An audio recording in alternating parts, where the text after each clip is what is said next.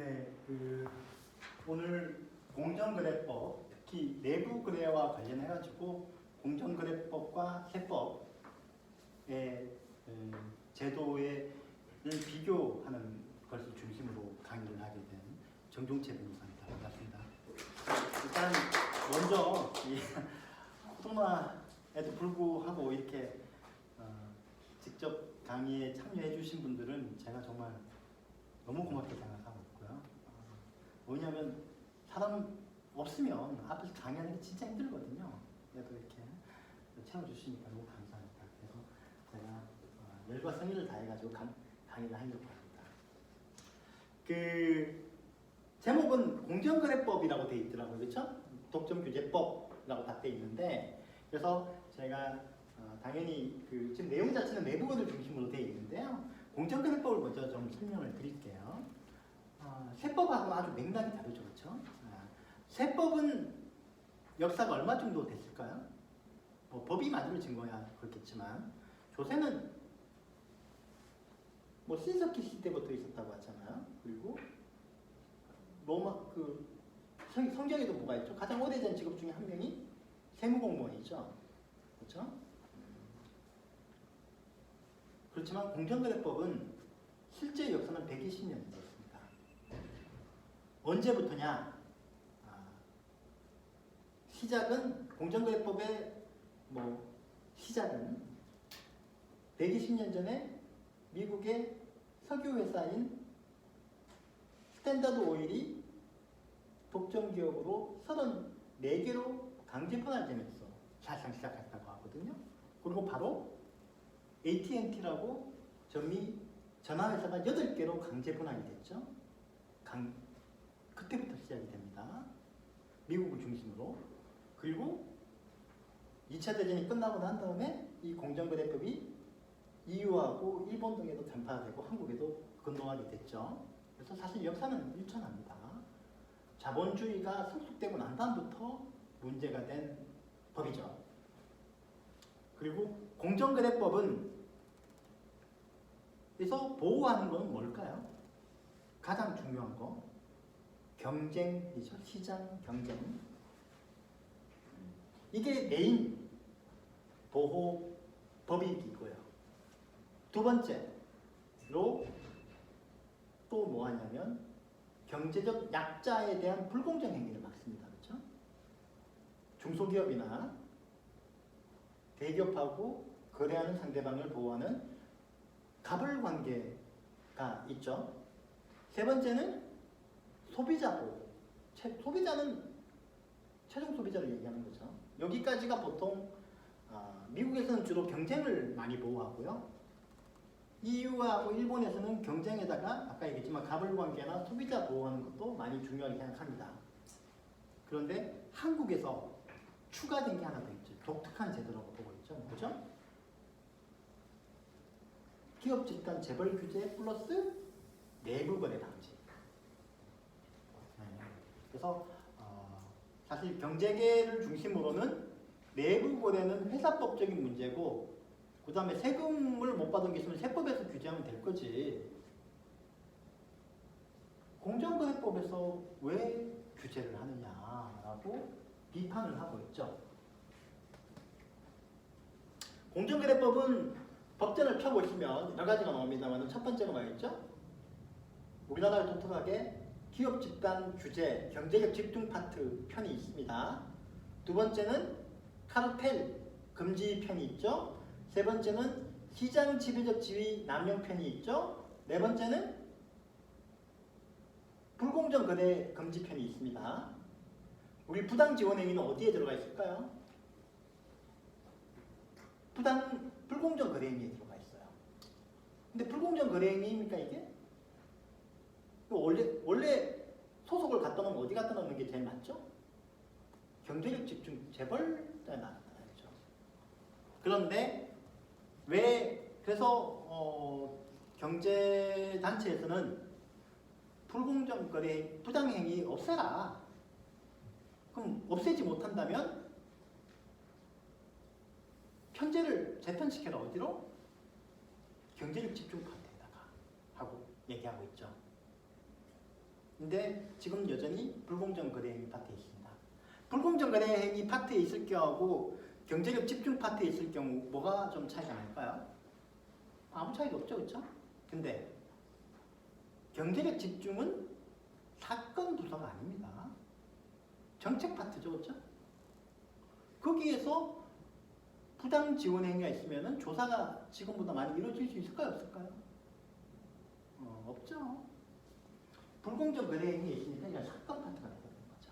그래서 뭐 사실 경제계에서 경제력 집중 파트로 옮겨나가라고 하는 거는 뭐 맥락이 있는 거죠. 어쨌든 우리나라의 독특한 제도입니다.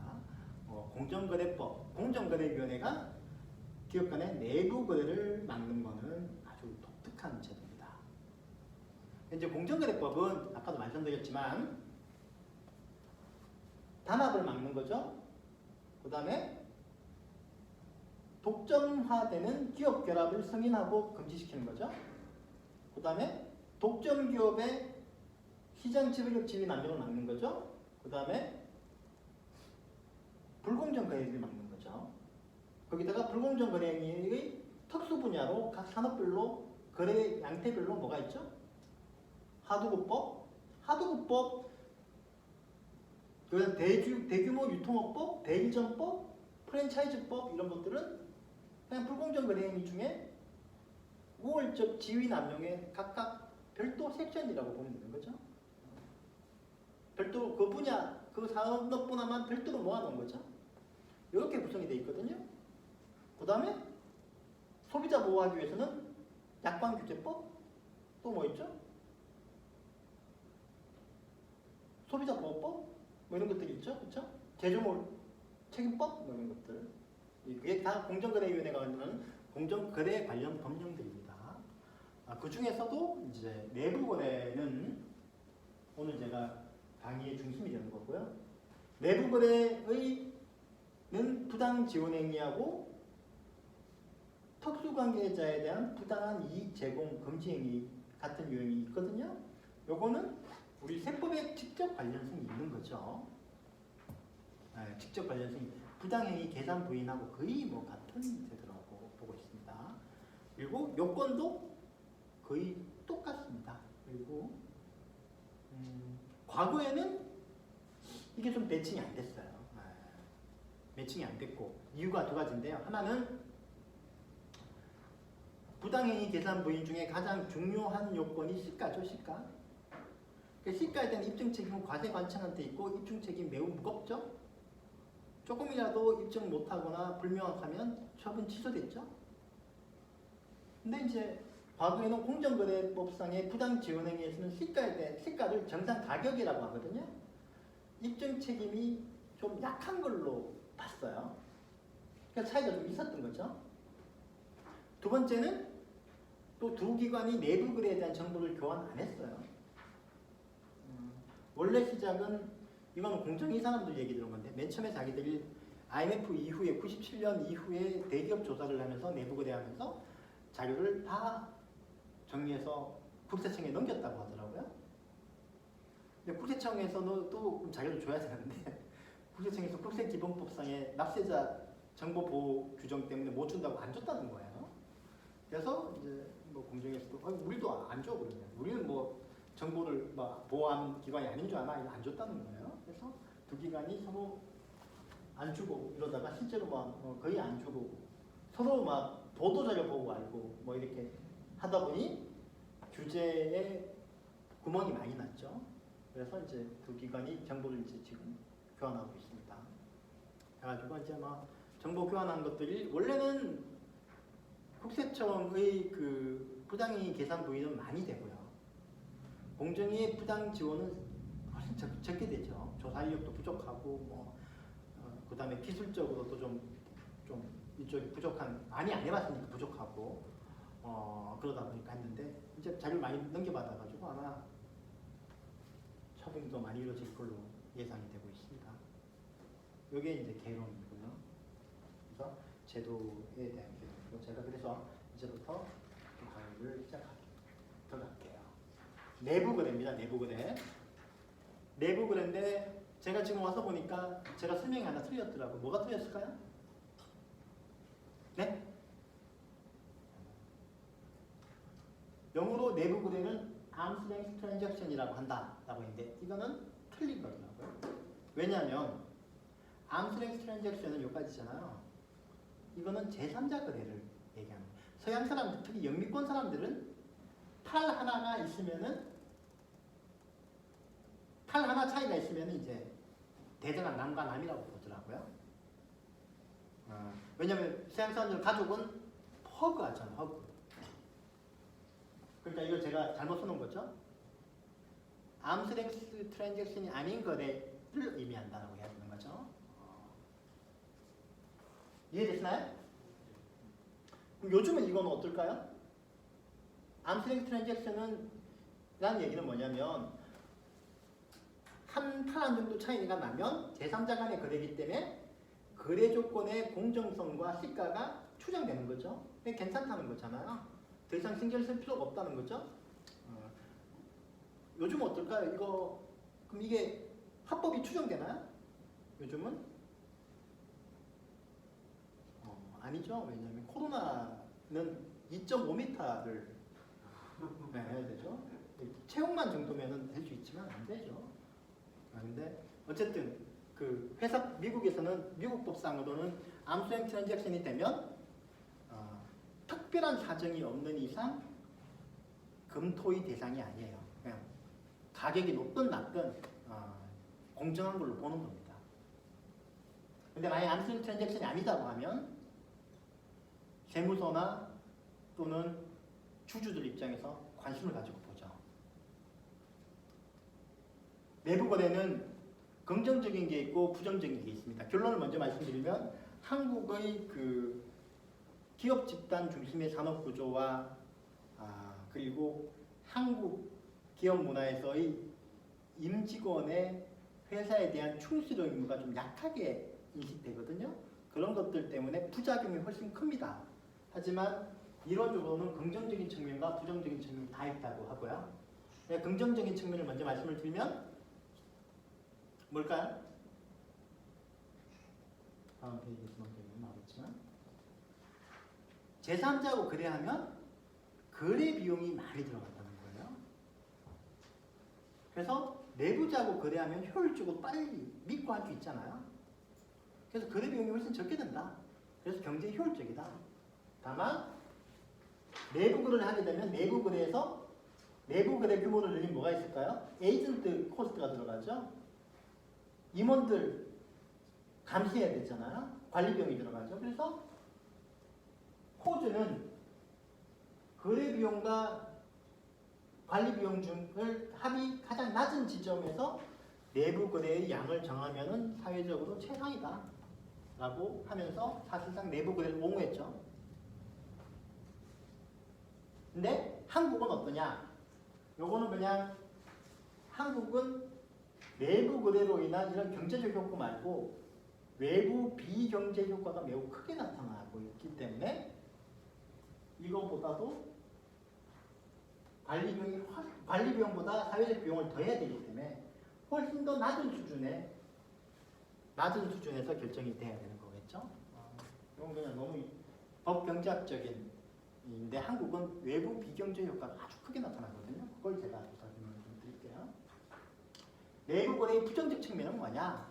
일반적으로 얘기되는 거는 회사법 차원에서 지배주주가 자기의 사적 회사하고 상장회사를 거래하게 해서 이 상장회사의 재산을 사적 회사에 빼돌린다. 배임 횡령적인 요소를 많이 하죠. 회사법은. 그 다음에 세법에서는 그로 인해서 조세 부담을 줄이는 거죠. 그리고 한국에서는 또 뭐 있죠? 세법에서 일감 몰아주기 과세 등을 통해 가지고 부를 변칙적으로 이전시키는 정여세 없이 이전시키는 변칙 정여 상속의 수단이 되죠. 요까지가 회사법과 세법의 문제입니다. 그러면 이런 효과가 있으면은 우리 공정거래법이 내부 거래에 관여할 이유가 없죠. 네, 없죠. 당연히 없습니다. 근데 공정거래법이 내부에 관여하는 거는 여기다가 플러스 한국적인 특성의 부작용이 더 있기 때문에 그런 겁니다. 전통적으로 지적되는 부작용은 뭐냐면 IMF 때 또는 이때 너무 잘 나타난 건데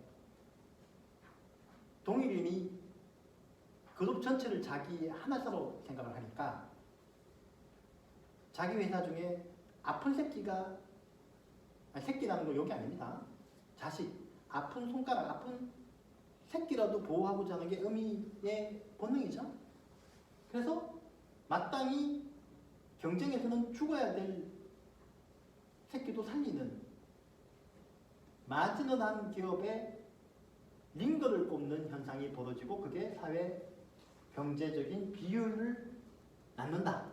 경쟁을 그래서 경제 체질을 약화시킨다가 원래 얘기됐던 전통적인 부작용입니다. 거기다가 요즘 추가로 요즘은 이건 좀 약해졌어요. 이 규제가 많이 이루어지면서 기업 집단 내에서도 당연히 가망 없는 기업한테 다른 기업들이 지원을 해줘가지고 연명시키는 거는 적어졌습니다. 요즘은 뭐가 더 문제냐? 요즘은 기업 집단의 규모가 너무 커지고 강해지고 사회 경제 체계가 안정돼서 그런 측면도 있고요. 특히 전통 산업에서는 기업 집단의 지원을 받지 않는 독행 기업, 독자 기업이 성공해서 유지하기가 거의 불가능한 구조로 가고 있어요. 그게 제일 문제입니다. 그걸 동태적인 경쟁이 사라져버렸다. 그래서 어떻게 보면 경제 내에서 신분 상승이 안 된다 이렇게 얘기하는 거죠. 뭐냐면 이게 우리 시장을 지금 이제 4차 산업은 좀 다르죠. 그는 혁신에 의한 거니까 다 다른데 전통적인 경제는 시장 자체가 두 개로 나뉘죠. 내부 시장하고 외부 시장. 특히 한국은 그룹 집단 내의 내부 시장이 크죠. 내부 시장은 자기 계열사가 다 먹는 거예요. 외부 시장만 독행 기업이 경쟁을 하는데 이 내부 시장에서 이익을 가지고 여유가 있는 기업이 외부 입찰 시장에서 거의 저가로 손실을 가구하고 저가 입찰을 하니까 여기를 가지고 먹고 살아야 되는 독행 기업은 살 수가 없죠. 그 현상이 벌어진 데가 어디냐면은 SI업종이었습니다. 옛날에는 상용정보통신, 대우정보통신, 대신정보 이런 데가 잘 나갔습니다. 그렇죠? 그런데 대기업 집단 내의 SI업종들이 커지면서 거의 지금은 회사들이 거의 어렵죠. 예를 들면 급식 이런 것도 그렇고요. 그렇습니다. 그래서 그게 우리 경제에 더 동태적 경쟁에 악영향을 미친다고 보고 있고, 그래서 점점점 더 이 내부거래에 대한 공정거래법적인 규율이 사회적인 요구가 강화되고 있는 거죠.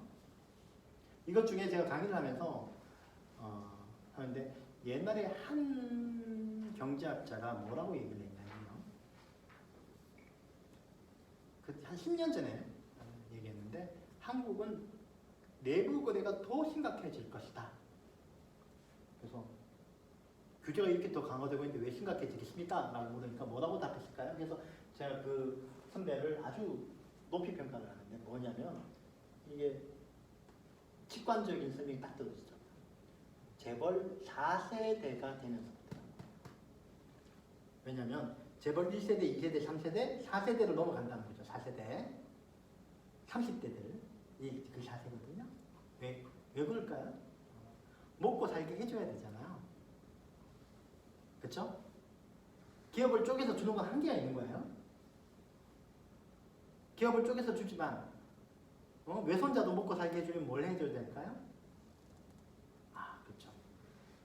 새로운 예를 들면 LG그룹, 이 LG그룹이 얘기 아닙니다. LG그룹에서 외손자한테 LG 이름을 달고 다른 사업체를 하나 만들어주는 거죠. 그럼 인테리어 업체도 거기 들어가는 겁니다. 그래서 골목 상권이 침해가 됐다는 얘기가 나오는 거예요. 왜냐하면 예를 들면 LG그룹이 결탄 게 아니고 뭐 K그룹이라고 하는 K그룹이 아니 자손이 너무 많아진 거예요. 한 자손한테 회사도 하나 줘야지 다 재벌로서 품위를 지키고 살 수 있잖아요. 그럼 이 사람한테 식당 프랜차이즈 K식품만 설립해서 돈 좀 지원해가지고 이 그룹 내 식당 같은 거 일감 몰아주고 그 다음에 외부에 저기 납품도 하고 먹고 살아라 만들어주고 건설하는 회사들 아파트 많이 짓는 회사들은 인테리어 회사 만들어가지고 해주고 뭐 이러면서 그냥 온갖 영역이 다 들어와 버린 거죠. 예전에 사실 IMF 때 문어발식 확장 같은 게 좀 정리가 됐죠. 그런데 10년 전부터 또 갑자기 또 문어발식으로 확장하기 시작했죠. 원래 중소기업 업종에 대기업들이 들어오기 시작한 거죠. 그 얘기를 자손의 증가로 설명하더라고요. 저는 뭐 상당히 직관적으로 맞는 얘기라고 생각을 했습니다. 그러니까 그 기업 집단의 핏줄이 아닌 사람들은 창업하면은 성공하기 힘들게 되겠죠. 여러 가지로 그래서 그런 것들을 이제 막기 시작한 거죠. 골목상권 침해 이 얘기가 그 얘기라고 생각을 하고 그 이후로부터 골목상권 침해와 그 다음에 일감 몰아주기를 통한 부의 세습 기업 장악 요 문제 두 개가 공정거래법상에서는 부당이익 특히 특수관계자 부당이익 제공 금지 규정의 신설 이유였고요. 세법에서는 일감 몰아주기를 통한 정여 의제가 그것 때문에 나온 거죠. 저 역시도 그때 그 기획재정부의 그 상속증여세법 개편 위원이었었는데 한 8년 전인가요? 그때 했었는데 네. 법은 우리가 개정했지만 시행령은 또 나중에 새로 정했기 때문에 아주 약해져 버렸죠. 근데 처음에 규정할 때는 다 그 논의였습니다. 이렇게 해서 그 다음에 이제 내부 거래에 대해서 우리 법이 그래서 많이 신경을 쓰고 있고 규제를 많이 하고 있어요. 규제들을 제가 좀 소개를 해드릴게요. 설명까지 하기는 힘들고 소개를 해드릴게요. 말씀드린 것처럼 제일 중요한 거는 회사법입니다. 회사법에서는 회사 사업기회 유용 금지. 사업기회 유용 금지는 뭐냐면요. 모 회사가 하면 유리한 사업기회를 특수관계인한테 넘겨주는 거. 나중에 설명드리겠지만 실무적으로 이거 찾기 힘들어요. 이거 어떻게 입증하겠습니까? 그렇죠? 넘겨줬는데 모 회사가 하기가 부적당해서 넘겨줬고 하고 모 회사가 하면 너무 좋은데 자회사한테 넘겨준 거하고 어떻게 차이를 만들겠습니까? 그렇죠? 그거는 어떤 거죠? 그 다음에 회사와 이사 간의 거래 이것도 내부 거래라고 보고 있고요. 왜냐하면 이사 등과 이사잖아요. 이사 등에는 뭐가 되면 이사가 지배하는 회사, 이사가 관계 있는 회사도 포함되거든요. 그래서 이것도 내부 거래고 주요 주주 등 이해관계자와의 거래도 규제되고 있고요. 상장회사의 경우에는 특수관계자, 자회사 등에 대한 신용공여, 그러니까 신용공여에는 대여, 신용 채무 보증뿐이 아니라 유상증자까지 포함되거든요. 이것도 금지되고 있어요. 이거는. 기업들은 이거 되게 무서워합니다. 왜냐하면 이거 형사처벌조항이 있거든요. 상법에. 그래서 이 세무조사 같은 거 받으시다가 세무공무원들은 모르시는데 이 유상증자 이게 파고들고, 그러니까 자회사 유상증자 팔고 사회사 이런 거 막 팔고 들면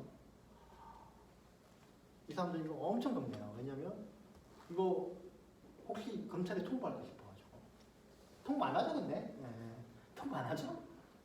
저는 통보 안 하는 걸 알고 있는데 통보할까 싶어요. 통보하면 징역형. 이게 웃기는 게 벌금형이 없고 징역형만 있어요. 진짜 무섭죠.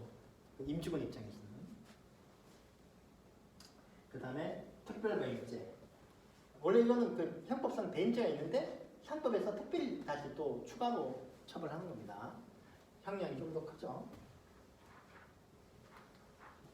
형법에서는 업무상 배임죄로 처벌받고요. 내부거래, 부당 내부거래만 하십니다. 그 내부거래 중에 좋은 내부거래는 전혀 처벌 안 받습니다. 그 다음에 특정경제 가중처벌법 위반이죠. 배임인데 이득액이 5억 원 이상이면 5억 원, 50억 원. 요거는 뭐 잘 아시죠? 왜냐하면 우리 조세범 처벌법 위반도 특경법 이렇게 되잖아요. 그렇죠?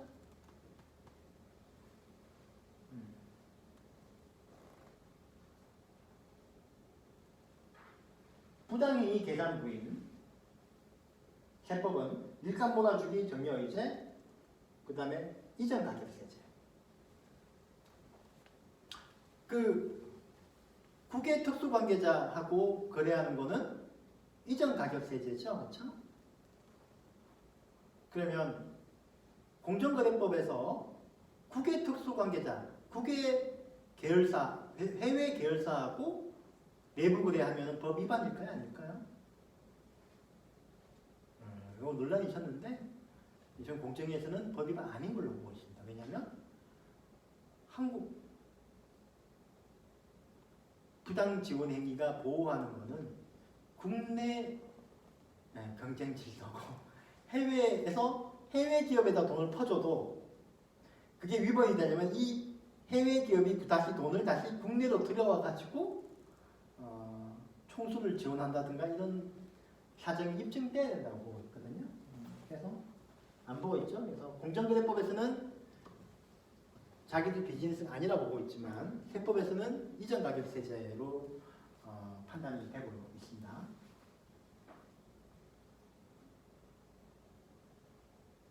좀 나중에 설명드리겠지만 이전 가격세제 때는 시가 개념이 뭐죠? 정상가액인가요? 그렇죠. 정상가액입니다.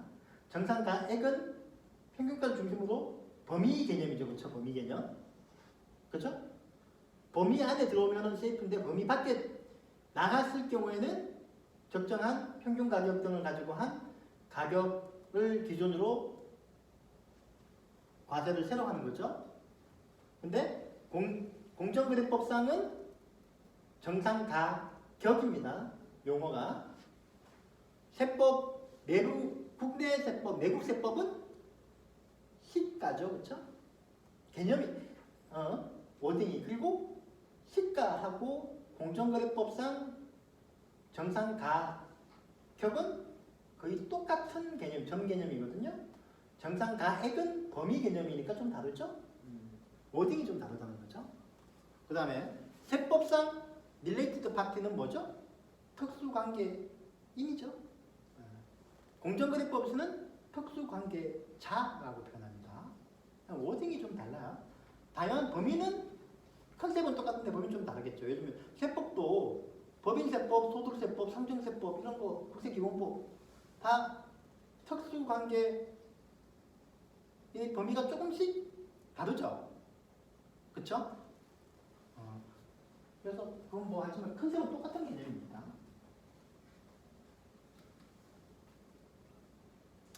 그 다음에 공정거래법에서는 부당 지원행위가 일반적으로 금지되고요.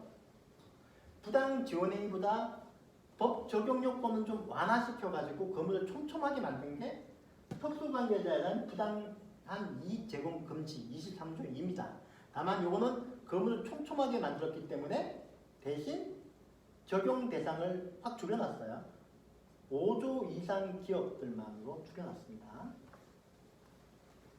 그 다음에 나머지 이런 제도들이 있고요. 공시제도가 특이한데 공시제도의 목적은 뭐죠? 이게 별도의 법 위반을 만드는 건 아니죠. 공시 안 하면 공시로 안 한 걸로 제재받지만 요거는 정보를 제공해서 이런 부당 지원 행위가 있었는지를 주주다 또는 규제기관이 공정거래위원회 규제기관이 알 수 있도록 공시 의무를 부과하는 거죠.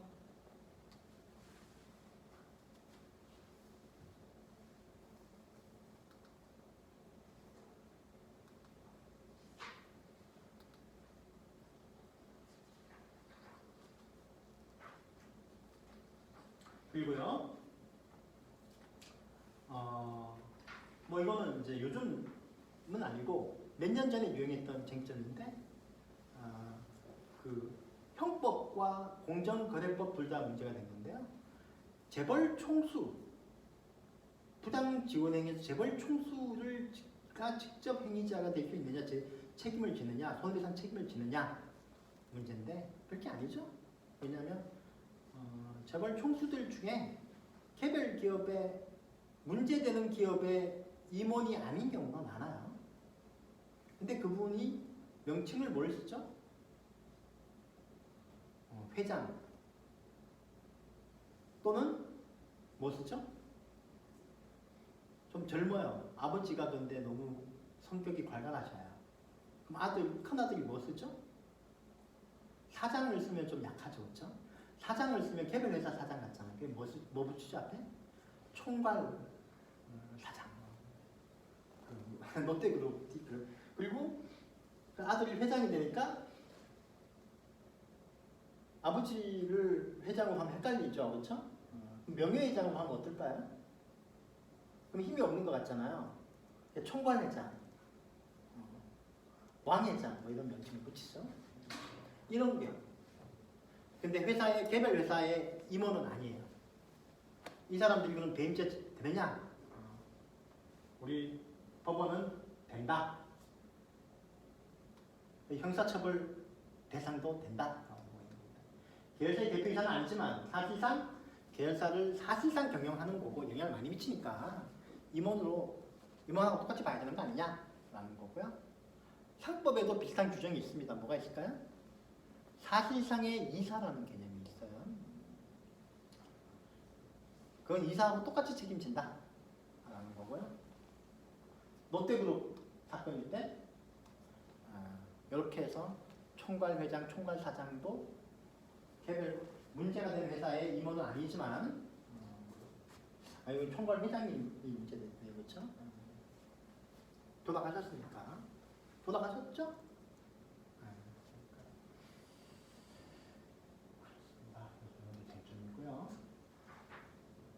두 번째로 가장 많이 나왔던 얘기 중에 하나가 요거는 아마 세법 판례에서도 많이 나왔거든요.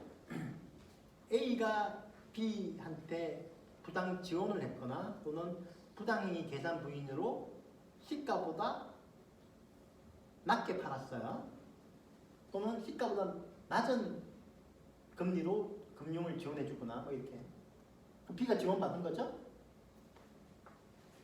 그래서 이게 부당행위 계산 부인이 문제가 되거나 부당 지원행위 문제가 됐을 때 기업은 뭐라고 항변할까요? 그룹을 위한 거였다. 그렇죠? 그룹이 없으면 개별 기업도 없다.